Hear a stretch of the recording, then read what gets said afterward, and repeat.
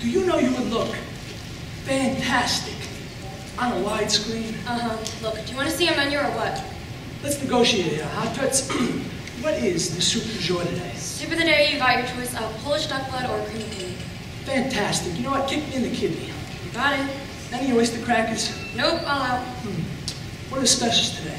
You got your deep fried gizzards. Fabulous. Cow's brains with okra. You are a temptress. And pig's feet. Pig's feet? I love it. Put me down for a quadruped. If you say so. Any sprouts to go with them feet? Iceberg. So be it, huh? Ow! Marcus, what's up, buddy? How you doing? No, God. What's going on, It's Mark? not good. What's the matter, buddy? Take a seat. Hey, you want a drink? No. Don't even try. Something really weird's been happening to me today, Al. What? Like this morning, for example, okay? I went to a drugstore, and this is at one of the big drugstores, right? Yeah. I walk in, and I go up to the counter, I say to the guy, give me a bottle of aspirin. He gives me this funny look and goes, oh, sorry, we don't have that, sir. Now, how can you be a drugstore if you don't carry aspirin? Did they have Buffering? Yeah. Advil? Yeah. Extra strength Tylenol? Yeah. But no aspirin? No. And that's the kind of weird thing that's been happening to me all day. Instead, I go to the newsstand, I get the Daily News. The guy's never heard of it. Well, that one could have been like a misunderstanding or something. Oh, I checked everywhere. Nobody had the news. I had to read the Toronto Hairdresser. Or get this, at lunchtime I go to a deli to get a sandwich, and they don't have pastrami. Now, how can you be a deli if you don't have pastrami? Hold on. Was this one of them Korean delis? This was a kosher from Jerusalem deli. Oh, we don't have that, sir. Have some tongue, he says to me. Or this, when I got in the cab to come here, the guy says he doesn't go to 56th Street. He offers to take me to Newark instead. Looking at me like I'm some kind of alien or something. Oh, I don't go there, sir. Settle down, Marcus, would you? Well, you know what this is? Yeah, of course. What is it? You're in Philadelphia. I'm in a what? Don't panic, but you're in Philadelphia. I'm in New York. Yes, physically you're in New York. But metaphysically, you're in Philadelphia. I've never heard of this. Well, you see, inside of what we know as reality, there are these holes, these black pockets called Philadelphias. And if you slip into one, you run up against exactly the kind of stuff that's been happening to you all day. Why? Well, because in Philadelphia, you're never going to get what you want. You want something, they don't have it. You want to do something, it ain't getting done. You want to go somewhere, you can't get there from here. Good God.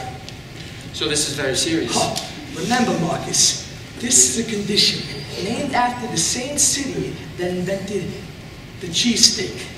Something that nobody in their right mind would ever willingly ask for.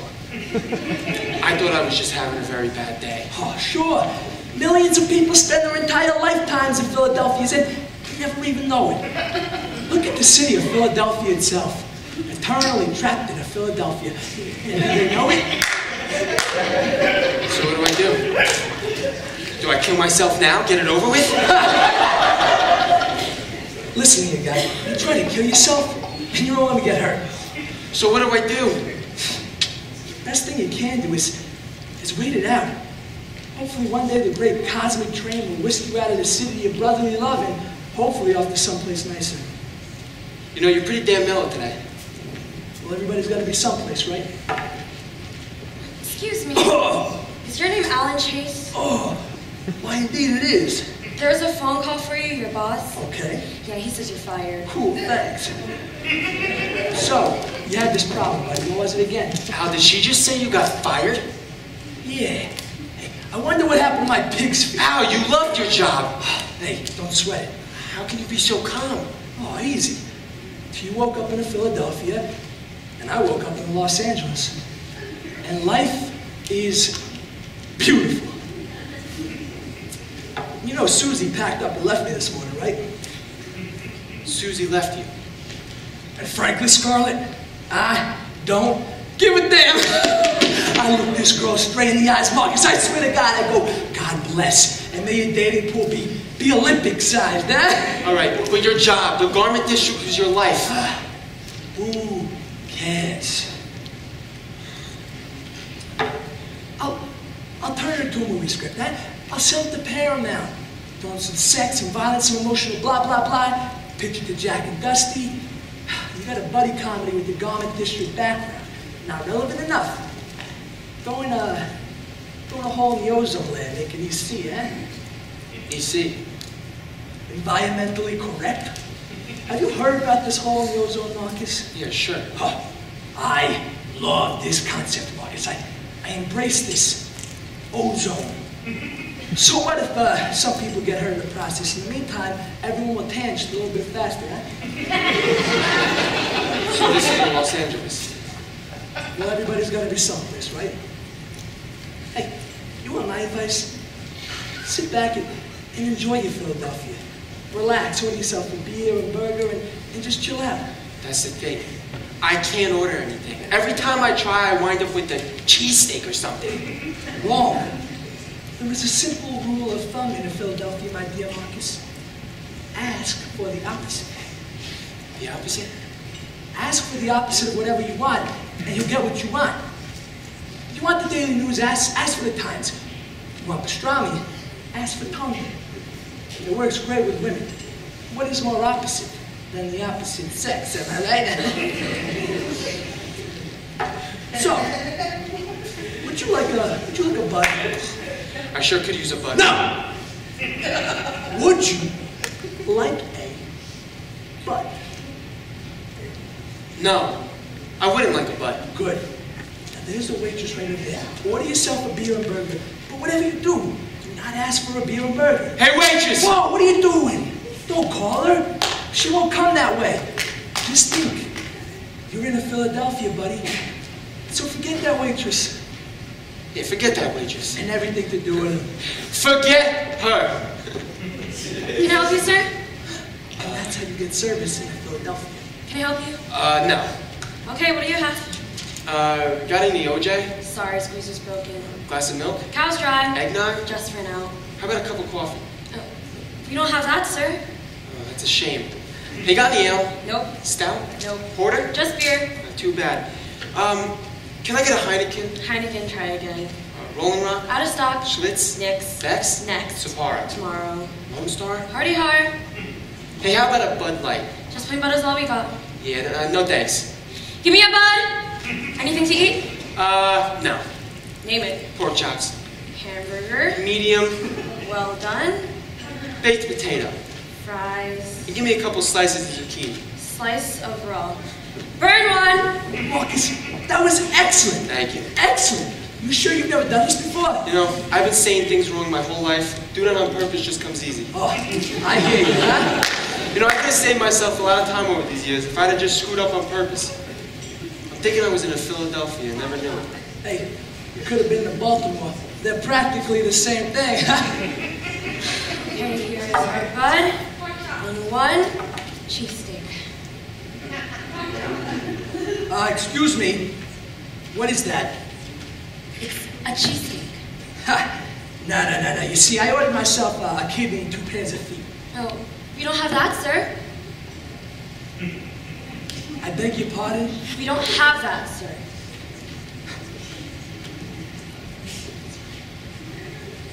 You son of a... I'm in your Philadelphia. I'm sorry, Al. You brought me into your Philadelphia. I didn't know it was contagious. It's me. I just want to say, please don't let me... Hey, shouldn't you ask for the opposite? I mean, since you're in Philadelphia and all... Don't you tell me about a Philly, moron. All right, maybe you're not really in Philadelphia. How are you going to tell me about a Philadelphia? I taught you everything there is to know about a Philadelphia. Maybe you're not really in Philadelphia. Oh, maybe I'm not really in Philadelphia. Do you see the cheese on that steak? What more proof do I need? The Liberty Bell! Oh, God. Hey, waitress, give me a water, would you? Water? We don't have that, sir.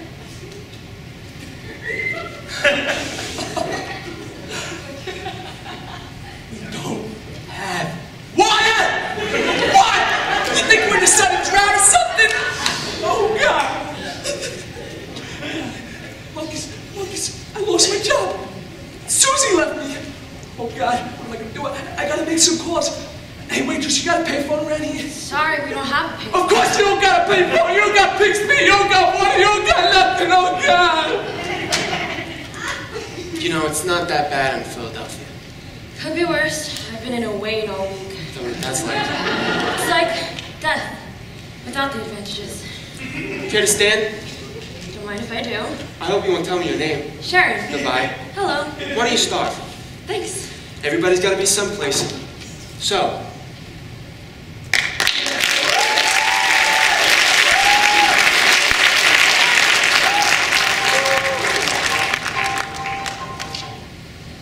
The proletariat is right. The proletariat must always be right. And the revolution of the proletariat against oppression must go on forever. Leon. And forever. Leon, I was just reading the encyclopedia. The heading? Trotsky Leon. Good. It's about me. Listen to this. On August 20th, 1940, a Spanish communist named Ramon Mercader smashed a mountain climber's axe into Trotsky's skull. In Coyoacán, a suburb of Mexico City. Trotsky died the next day. What is the year of that encyclopedia? 2015. Strange. Yes. What interesting. I am Trotsky. Yes, dear. And this is our house in Coyoacán. Yes. And we have a Spanish gardener named Ramon. Mercader, yes. There aren't any other Trotskys living in Coyoacán, are there? I don't think so, not under that name. What is the date today? August 21st, 1940. Aha! Then I'm safe. That article says happened on the 20th, which means it would have happened yesterday. But, Leon! And I'd be dead today with a mountain climber's axe in my skull. Leon. Will the capitalist press never get things right? Leon, I think there's a mountain climber's axe sticking out of your skull right now.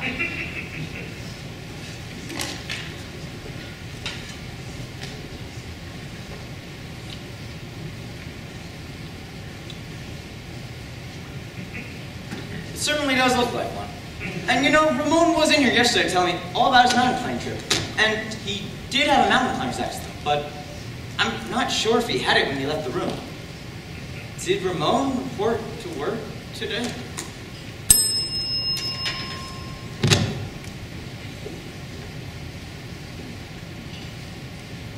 No one is safe. Force must be used, and the revolution of the proletariat against oppression must go on forever. Leon. And forever. Leon, I was just reading the encyclopedia. Is the Britannica? Listen to this. The universe, as viewed by the victors. On August 20th, 1940, a Spanish communist named Ramon Mercader smashed a mountain climber's axe into Trotsky's skull in Coyoacán, a suburb of Mexico City. Trotsky died the next day. Yes, and... I think there's a mountain climber's axe in your skull right now. I knew that! When I was shaving this morning, I noticed a handle sticking out of my skull. And at first I was worried because I thought it was an ice pick. No, it's not an ice pick. Don't even say that word. You know my reoccurring nightmare. Yes. About the ice pick that buries itself in my skull. Yes, dear. That is why I forbid any of the servants to bring ice picks into this house. But, Leon. No one may be seen with an ice pick in this house, especially not Spanish communists. Leon. You know, we'll do without ice. We'll do our liquor neat and our Coca-Cola warm. Who cares if this is Coyoacán in August? Not a bad song title, that. Coyoacán in August. Or we'll have ice, but it will only be delivered in blocks and may not be chipped under any circumstances. Ice cube trays will also be allowed. That is, if they've been invented yet. And I'll bet that article says nothing about an ice cube tray in my skull. Does it? No. Does it? No. Aha! About smart destiny, which is the only campus explanation for the status quo. Leon. Also, take a look at this. You know what this is? No. It's a skull. Well, I knew that, but... I bought this skull. I own this skull. Suppose I make this skull? Trotsky's skull. If some Spanish communist, supposed gardener, how would you bury something in my skull, be it a...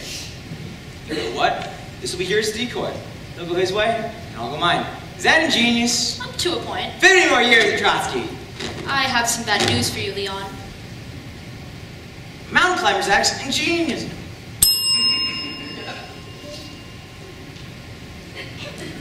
Funny. I always thought it was an ice pick. A mountain climber's axe. A mountain climber's axe. Can't you get that through your skull?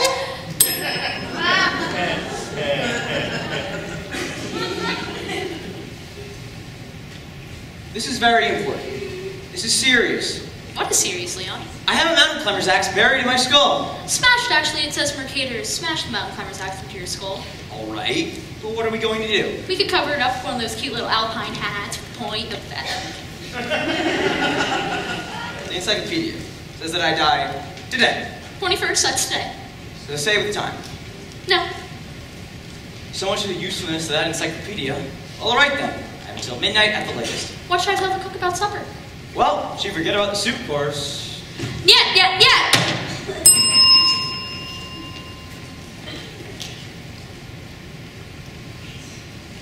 But this man is the gardener.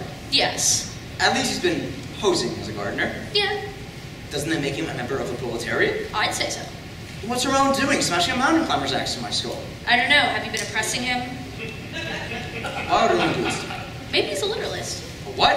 Maybe Ramon's a literalist. Maybe he ran into our head gardener, Manuel. You know who Manuel is, right? I know who Manuel is. I know you know who Manuel is. One of these days, Miss Trotsky. Well, maybe Ramon asked Manuel, will Mr. Trotsky have time to look at the streams today? And maybe Manuel said, I don't know. Axe, Mr. Trotsky. Maybe he was too hot to Trotsky. Maybe he just wanted to pick your brain.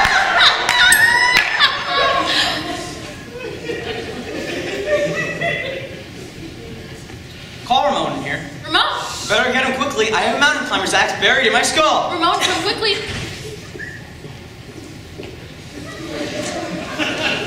Good morning, Ramon. Good morning, senor. Take a seat, please.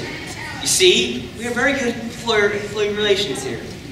Ramon, did you bury this axe in my skull? I did not bury it, sir. I smashed it into your skull. Excuse me? You see, you can still see the handle. It's true, Leon. It's not entirely out of sight. So we cannot say buried, we can only say smashed, or perhaps jammed. All right, why did you do this? I think I read about it in an encyclopedia. Aha, the power of the printed word. I want to use an ice pick, but no one around the house. But why? Do you realize who I am? Do you realize that you smashed this axe into the skull of a major historical figure? I helped end the Russian Revolution. I fought Stalin. What made you do this, Ron? Was it political disaffection? Anti-counter-revolutionary backlash? Actually, it was love, senor. It's true, Leon. I'm only sorry you had to find out this way. No. Yes. No. See! Oh God, what a fool I've been.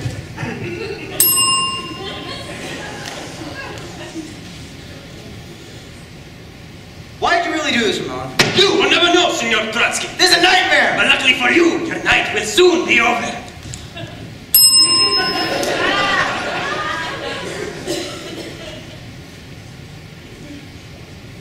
All right, Ramon. Thank you. Megan.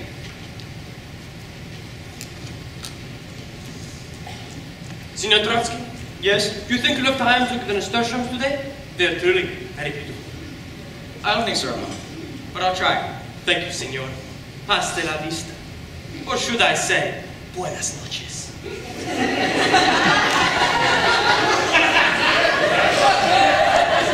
Well, all right, then.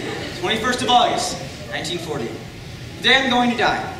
And to think, I've gone over so many 21st of August in my life. A man walking over his own grave. It's been lovely being married to you, Leon. Thank you, Mr. Trotsky. Although it's been a burden at times being married to a major historical figure. I'm sorry I was away from home so often, during the revolution.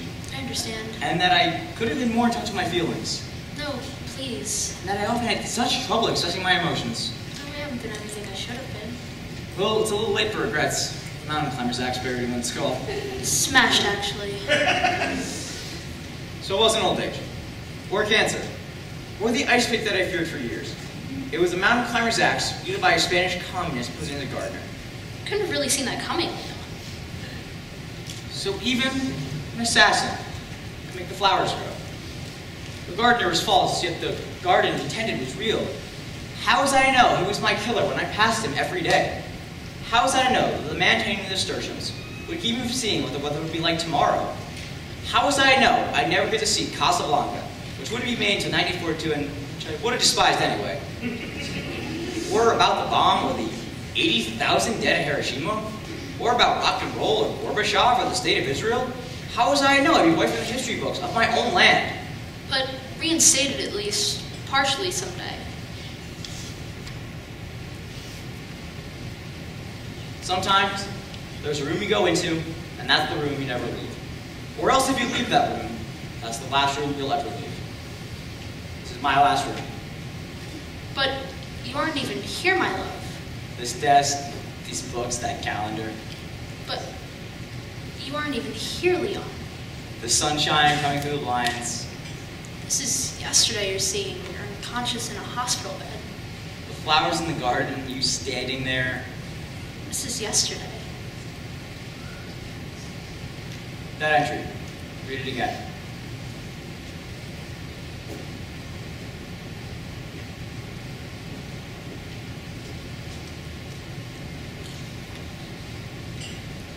On August 20th, 1940, Spanish communist named Ramon Mercader smashed a mountain climber's axe into Trotsky's skull in Coyoacan, a suburb of Mexico City.